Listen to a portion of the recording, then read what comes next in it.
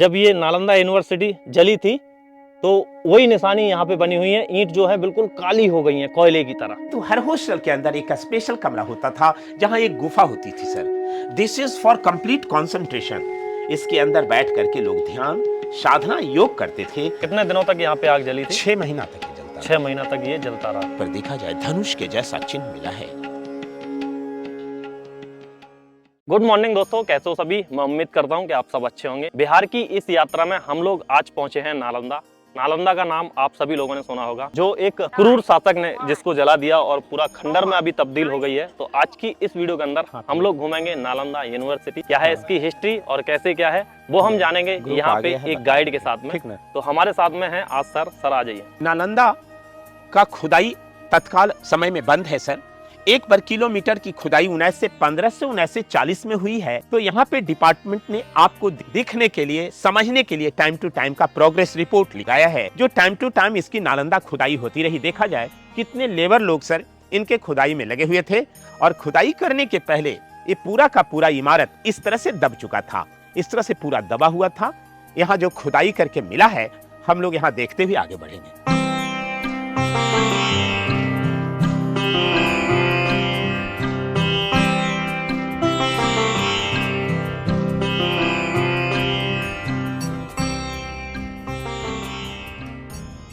के लिए गौरव की बात है, नालंदा 15 जुलाई 2016 को यूनेस्को के लिस्ट में भी शामिल हो गया है।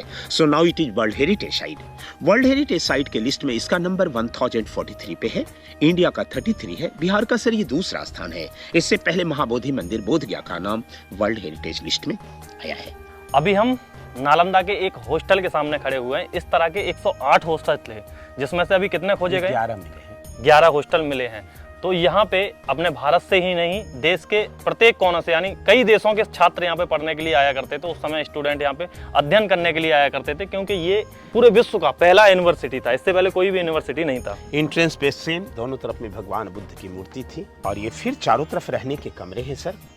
ये आंगन लेक्चर हॉल है, वो लेक्चर स्टैंड है, वहाँ बुद्ध की मूर्ति, ये चूल्हा और ये कुआं है। अच्छा, ये वाला चूल्हा है जी, जैसे वहाँ आपने देखा, ये कुआं है सर। कुआं मतलब प्रत्येक हॉस्टल में एक एक कुआं हॉस्टल में एक कुआं। पीने का और खाने का प्रबंध उसी हॉस्टल में होता था। पानी का जो होता था वो उसी से होता था। अच्छा। इस तरह से अभी 11 हॉस्टल और 11 मंदिर मिला है, जो सब बाकी एक जैसे हैं। तो प्रत्येक कमरे के अंदर एक ही स्टूडेंट रहता था? एक कमरा, स्टूडेंट या टीचर। हाँ, टीचर। जी हाँ, सबके लिए एक एक कमरे थे। और ये जो बना हुआ है वो लेक्चर प्लेटफॉर्म इधर वाला, और वहाँ बुद्ध की मूर्ति थी इधर दोनों सामने में एक बुद्ध का मूर्ति था। और ये खुला हुआ हॉल था। हाँ, एक कोर्टयार्ड ओपन होता था। और हर हॉस्टल के सामने एक चैत्य होता था, बौद्ध मंदिर।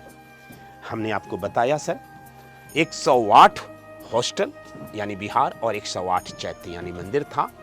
अभी 11 हॉस्टल और 11 मंदिर मिले, बाकी सब एक जैसे हैं सर। इसमें 75% जो कंस्ट्रक्शन है एकदम एज इट इज ओरिजिनल है सर जी, मगर 25% ये सब रीस्टोर किया गया है, या ऊपर से जो 4-5 लेयर दिए गए हैं सर, वो उसे पुराने ईंटों को जो इधर उधर बिखरा हुआ था, इसको बचाने के लिए। सर जी जरा देखा जाए, ओरिजिनल वाला लगता ईंट के ऊपर ईंट चिपकाया हुआ है, किंतु चूना, सुर्खी माटी, बेल का रस, गुड़ और उड़द की दाल इनके पेस्ट के रूप में लगा हुआ है।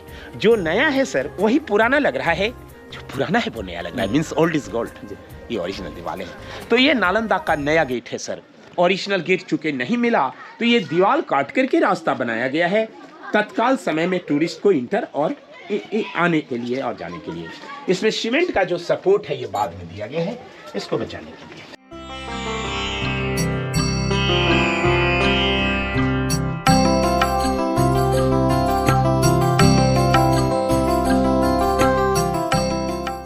हर एक हॉस्टल में आंगन ही इनके लिए क्लासरूम होता था। This was the lecture hall, that was the lecture platform. Stone pillar के लिए थे, जिससे इनकी छतें टिकती थी। मीन्स गुरुकुल जैसा पढ़ाई होता था। चारों तरफ रहने का, आंगन में पढ़ने का। ये जगह जगह पर देखा जाए धनुष के जैसा चिन्ह मिला है। This was the national symbol of Gupta dynasty, who was the founder of this university, जो इस विश्वविद्यालय के संस्थापक थे। 2 कॉमन बाथरूम होता था। This was used for take bath but toilet in open area sir. ये दोनों स्नानागार है। इनका ड्रेनेज सिस्टम देखेंगे, एक ग्रेजुअली उधर से डाउन हो गया है। सीमेंट बाद का है, लेकिन सिस्टम पहले का है सर। इनका जो कॉन्सेप्ट है, हड़प्पा मोहनजोदड़ो सभ्यता की जैसा। हम हॉस्टल के अंदर आ गए, बिहार के अंदर हैं। ये सब रहने के कमरे हैं। एक एक कमरा एक एक लोगों को प्रोवाइडेड था। सब में बड़ा बड़ा लकड़ी का दरवाजा जिसका चौखट लगता था। हर दरवाजे पे एक लाइट शेल्फ, दीपक रखने का जगह है। सर ये बुक शेल्फ है, किताब रखने की जगह। तो एक कमरा देखा जाए एक आदमी के लिए एनफ है कि नहीं? लगभग 10 बाई 10 फीट का कमरा है सर जी। एक एक कमरा एक एक लोगों को प्रोवाइडेड था। Sir ji ratio was 7:1। प्रत्येक 7 बच्चों के लिए एक टीचर थे। हर 7-7 कमरे के बाद एक टीचर रहते थे। कमरा सब एक जैसा बना हुआ था। ये जगह जगह पर काली काली दागें, जलने की दाग है। सर छत सब में था लकड़ी का। लकड़ियां जल जाने के कारण छतें गिर गई। तो सर वो सब जितना कमरा देखा सब एक जैसे बने थे, किंतु हर हॉस्टल के अंदर एक स्पेशल कमरा होता था। This is for complete concentration. इसके अंदर बैठ करके लोग ध्यान, साधना, योग करते थे। एक आदमी के बैठने का इनफ जगह है। This is for complete concentration. Sir इसकी ऊंचाई इतनी है, लंबाई यहां तक है, जिसमें एक बार में एक आदमी अंदर बैठ करके ध्यान कर सके। जहां कहीं कुछ डिपार्टमेंट ने प्रोटेक्शन का काम किया, ये छत सीमेंट वगैरह डाला है सर, वो जगह जगह पे डेट डाला हुआ है। ASI archaeological survey of India 1987-88।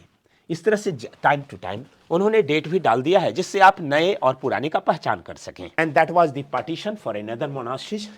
Sir her hostel में एक भगवान बुद्ध का मूर्ति होता था। यहां मूर्ति का चरण चिन्ह बचा हुआ है। ये बहुत एनर्जेटिक है।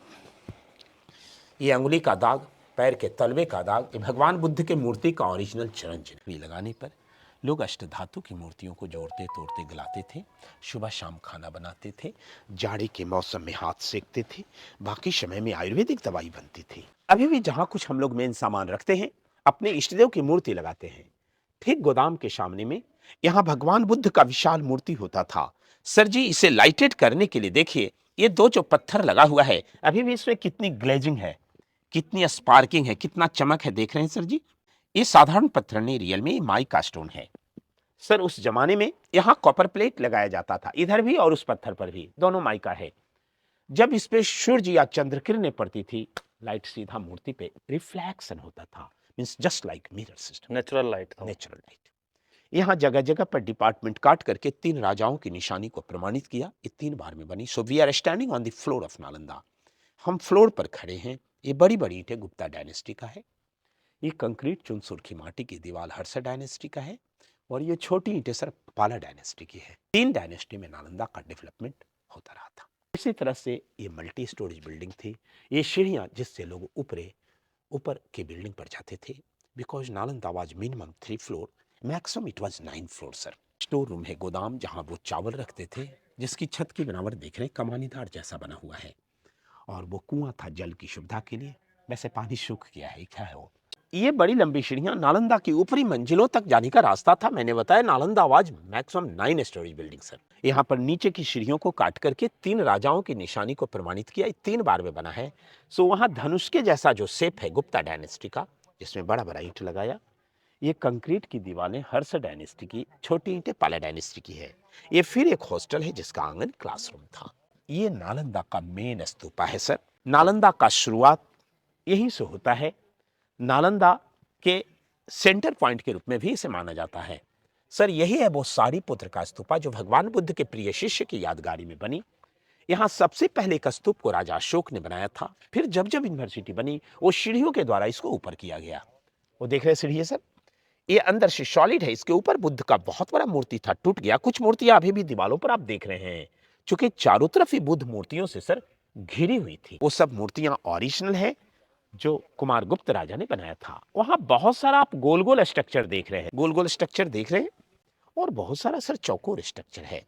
चौकोर वाला ये ध्यान करने की जगह है, जहां बैठ के लोग साधना करते थे। लेकिन वो गोल गोल वाली समाधियां हैं सर जी। जो विद्यार्थी या प्रोफेसर वाई नेचर मर जाते थे, मर जाने के बाद उनके डेड बॉडी को घर भेजना संभव था नहीं। यहीं पर जला करके उनके राख को रख करके उनके पोस्ट के हिसाब से अकॉर्डिंग टू पोस्ट बड़ी या छोटी समाधियां बना दी जाती थी। बड़ा है तो किसी टीचर का, छोटा है तो सीनियर स्टूडेंट का, एकदम छोटा जूनियर का है। अभी डैमेज हो गया है सर, इसीलिए रेलिंग डाल दिया गया है। सिक्योरिटी भावना से, सुरक्षा की भावना से बिल्डिंग और भी डैमेज न हो जाए। अभी हम जा रहे हैं मोनेस्ट्री नंबर 8 में। तो इस तरह के हॉस्टल यहाँ पे अभी 11 हॉस्टल मिले हैं। टोटल बताते हैं 108 हॉस्टल थे, जिसमें से अभी 7 नंबर में हम लोग गए थे गाइड के साथ में, और अभी हम हैं 8 नंबर में। तो सेम उसी तरह से देखिए यहाँ पे भी ये बने हुए थे। ये इसका एंट्री गेट हुआ करता था, ये वाला। यहाँ से जब हम लोग एंट्री लेके अंदर की तरफ आते हैं तो सामने ये जो आप लोग देख रहे हैं ये उस समय के कक्ष हुआ करते थे, यानी इसमें स्टूडेंट या टीचर रहा करते थे उस समय के। और ये पूरा एक आंगन हुआ करता था, यहाँ पे पिलर हुए करते थे इस जगह पे। ये जो आप लोग देख रहे हैं ये पिलरों के निशान है। प्रत्येक हॉस्टल के अंदर एक कुआं हुआ करता था। देखिए यहाँ पे भी एक कुआं है जो पानी की व्यवस्था होती थी, लेकिन अभी तो फिलहाल ये सूख चुके हैं। ये इस तरह के 108 कुएं थे टोटल इस पूरे क्षेत्र के अंदर, लेकिन 11 हॉस्टल निकाले गए हैं तो 11 ही कुएं यहाँ पे निकले हैं। हर एक हॉस्टल के अंदर एक कुआं है इस तरह के। ये यहाँ पे लेक्चरर मतलब लेक्चर देने के लिए ये यहाँ पे वो हुआ करता था। ये कुछ रूम हुआ करते थे, एक स्टूडेंट के लिए एक ही रूम प्रोवाइड कराया जाता था यहाँ पे, या फिर स्टूडेंट या टीचर सबको एक एक रूम प्रोवाइड कराए जाते थे। तो कुछ इस तरह के रूम हुआ करते थे जिनके ऊपर छत भी हुआ करती थी, लेकिन वो छत भूकंप के कारण पूरी नीचे पूरा दब गया था ना। और देखिए यहाँ पे जलने वाली वो चीजें दिखाता हूं जब ये जला था। देखिए इसके अंदर जैसे ही हम लोग आएंगे तो ये ईंटों को आप लोग देख सकते हैं। ईंटों को जब जलाया जाता है तो बिल्कुल एक कंकड़ जैसा बन जाता है। जलने की निशानियां हैं। जब ये नालंदा यूनिवर्सिटी जली थी तो वही निशानी यहाँ पे बनी हुई है। ईंट जो है बिल्कुल काली हो गई है कोयले की तरह। तो ये है पूरा 6 महीने तक ये यूनिवर्सिटी ऐसे ही जलती रही थी, मतलब धुंधु करके। और ये उसी चीज की निशानियां हैं इन सारे कमरों में। यहाँ पे देखिए ये एक पुस्तक वगैरह रखने के लिए यहाँ एक आरा सा बना हुआ था। तो इस तरह का एक छोटा सा कमरा, इसमें एक विद्यार्थी रहता था, यानी एक स्टूडेंट इसमें रहता था। और ये यहाँ पे लैंप रखने के लिए, रोशनी के लिए यहाँ पे बनाया गया है। इसके अंदर तक आप जा सकते हैं ऐसे करके। इतना ही नहीं है, ये देखिए यहाँ पे सामान भी रख सकता है, इसके अंदर जा सकते हैं। तो इस तरह के यहाँ पे ये हॉस्टल बने हुए हैं जिसमें उस समय पे जो विद्यार्थी थे जो यहाँ पे अध्ययन करने के लिए आया करते थे वो रहा करते थे। सर ये जो आर्किटेक्चर है ये इतना बड़ा, ये किसका है? ये भी एक चैत्य है, बौद्ध मंदिर है, जिसके 4 कोने पे 4 छोटे छोटे मंदिर थे और एक बीच में बड़ा मंदिर था। और वो जो पिलर का पार्ट देख रहे हैं वुड कार्विंग किया हुआ है जिससे इनकी छतें वगैरह टिकती थी। तो ये भी मंदिर है, अर्थात ये पूरा का पूरा सर मंदिर का पार्ट है। अच्छा, ये सारी तरफ आगे की तरफ हम चलते जाएंगे तो मंदिर मिलेगा। और इधर सब हॉस्टल का पार्ट। इस साइड में हॉस्टल था इस तरह से यहाँ पे ये बना हुआ था। तो ये जितने चौकोर वाले हैं सब वही ध्यान करने की जगह है। और ये गोल गोल गोल गोल जितनी है सब वो स्तूपाएं हैं सर, जो विद्यार्थी या प्रोफेसर की याददाश्त में बनती थी। ये पत्थर की मूर्तियां जो विद्यार्थियों ने अपने हैंडवर्क में बनाया था। और इन जगहों को चैत्य कहा जाता था, जिसके अंदर भगवान बुद्ध की मूर्ति थी। मूर्ति सबका टूट गया है।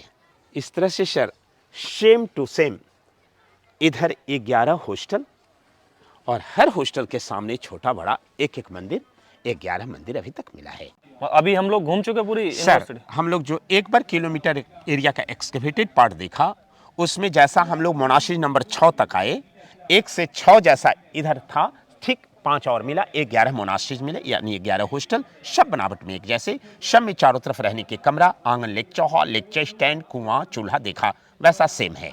और हर के सामने एक छोटा बड़ा एक एक चैत्य मंदिर था। मंदिरों के पास में गोल वाला समाधि, चौकोर वाला ध्यान करने की जगह और पत्थर की कुछ मूर्तियां जो म्यूजियम नहीं ले जाई जा सकी यहाँ रखी हुई है। अच्छा, ये तो हम नालंदा यूनिवर्सिटी घूमे, लेकिन इसके जलने के पीछे कई सारी कहानियां बताते हैं सर। उनमें से कोई कहानी एक हमें बताइए। सर एक्चुअल ऐसे आप जानते हैं कि ईर्ष्या की भावना से इसे जलाया गया। चूंकि उस समय तीनों की तीनों यूनिवर्सिटी जो पूरे दुनिया को ज्ञान दे रहा था, तक्षशिला, नालंदा और विक्रमशिला, तीनों आपके इंडिया में था। एक बंटवारा में पाकिस्तान को हम लोगों ने दिया और 2 अभी भी बिहार में है, नालंदा और विक्रमशिला विश्वविद्यालय सर। लेकिन ऐसा कहा जाता है कि बख्तियार खिलजी का अटैक हुआ था नालंदा पे 12वीं शताब्दी में। किंवदंती कहानी भी है सर, बख्तियार खिलजी को एक असाध्य बीमारी हो गया था और वो दवा खाते खाते परेशान हो चुके थे। उन्होंने ऐसा ऐलान कर दिया था, यदि बिना दवा खिलाए हमें कोई ठीक कर दे तो मैं उनको इनाम दूंगा। लेकिन यहाँ के आयुर्वेदिक चिकित्सक जो थे उन्होंने कहा मैं उन्हें ठीक कर दूंगा। उन्हें कुरान शरीफ पढ़ने की आदत थी बख्तियार खिलजी को। उनके कुरान के पन्नों में दवा का लेप लगा दिया और जब वो थूक लगा लगा करके पन्नी को टर्न आउट करते गए तो उनकी बीमारी स्वतः ठीक हो गई, चूँकि दवा अंदर गया। सर तब उन्होंने सोचा कि लो ये तो इतने ये लोग क्लेवर हैं कि बिना दवा खिलाए हमें जब ठीक कर दिया, मतलब बिना दवा खिलाए हाँ, हमें ठीक कर दिया। तो मतलब हमारे तुर्किस्तान के तुलना में बहुत ऊपर चले जाएंगे, ऐसी भी भावना से नष्ट किया गया, ऐसा कहा जाता है सर। अच्छा, तो इस पे आक्रमण कब हुआ था खिलजी का? 12वीं शताब्दी में, 12 में। भारत में। ऐसे बताते हैं कि हिंदुस्तान में जब वो आया तो अटैक करते हुए पूरा यहाँ तक पहुंचा था। उन्होंने ही बख्तियार खिलजी ने ही बोध गया मंदिर को भी तोड़ा था, ऐसी भी पूरे हिंदुस्तान को लूटते हुए इधर आया और फिर इसको जला दिया। तो कितने दिनों तक यहाँ पे आग जली थी? 6 महीना तक ये जलता 6 महीना तक ये जलता रहा। इतना बड़ा पुस्तकालय यहाँ पे थे कि सोचिए, जहाँ पे मतलब इतनी सारी किताबें रखी हुई थी कि जिनकी आग ठंडी होने में 6 महीने लग गए। तो सोचो कितने मतलब बड़े बड़े वो पुस्तकालय होंगे जहाँ पे कितनी मतलब ज़्यादा संख्या में बस वो किताबें रखी होंगी। तो इतना बड़ा था कि 6 महीने तक ये ऐसे ही धुंधु करके जलता रहा। और अभी भी यहाँ पे जलने के जो अवशेष हैं वो देखे जा सकते हैं, क्योंकि बहुत सारी ईंटें ऐसी हैं जो बिल्कुल काली हो चुकी हैं। तो वो जली हुई चीज़ों को आज भी यहाँ पे आके आप लोग देख सकते हैं। कुछ अवशेष यहाँ पे मिलते जा रहे हैं और रेनोवेशन का काम अभी भी यहाँ पे चल ही रहा है। और खुदाई और भी हो रही है कि सिर्फ आप बंद कर दिया? जी नहीं, खुदाई नहीं चल रहा है। अच्छा, खुदाई अब नहीं चल रहा है। जी। सर, यहाँ पे कुंडलपुर है, उसकी क्या हिस्ट्री है? कुंडलपुर बगल में यहाँ से 1 किलोमीटर आगे है। वहाँ पे जैन श्वेतांबर और जैन दिगंबर की 2 मंदिर है। श्वेतांबर वाले भगवान महावीर स्वामी के प्रिय शिष्य गंधर्व गौतम स्वामी जी का जन्म मानते हैं, वहाँ पे जन्म स्थान।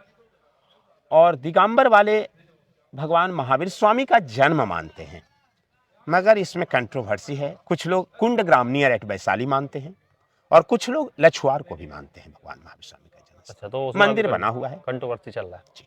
जैसे कि वहाँ पे बोर्ड लगा हुआ था ना, महावीर स्वामी की जन्मस्थली, जी। तो ऐसे करके अभी उस पर कंट्रोवर्सी चल रही है। तो ये वैसे तो काफी एरिया में फैला हुआ ये था ना? 10 किलोमीटर लंबा मैंने बताया, 5 किलोमीटर चौड़ा। अभी तो मात्र 1 वर्ग किलोमीटर मिला है। 1 वर्ग किलोमीटर में अभी खुदाई होके मिला है, बाद बाकी गांव बसे हुए हैं तो खुदाई अभी बंद करा दी है। चलिए, बहुत अच्छा लगा आपके साथ आज हमें घूम के। तो आशा करते हैं आपको ये वीडियो पसंद आई होगी। अगर वीडियो पसंद आई है तो वीडियो को लाइक कर दें। चैनल पे अगर आप नए हैं, पहली बार इस वीडियो को देख रहे हैं, तो सब्सक्राइब करके बेल आइकन को प्रेस कर दें। मैं इसी तरह की वीडियो लाता रहता हूँ। मिलते हैं आपको नई वीडियो में, तब तक के लिए जय हिंद, जय भारत, वंदे मातरम।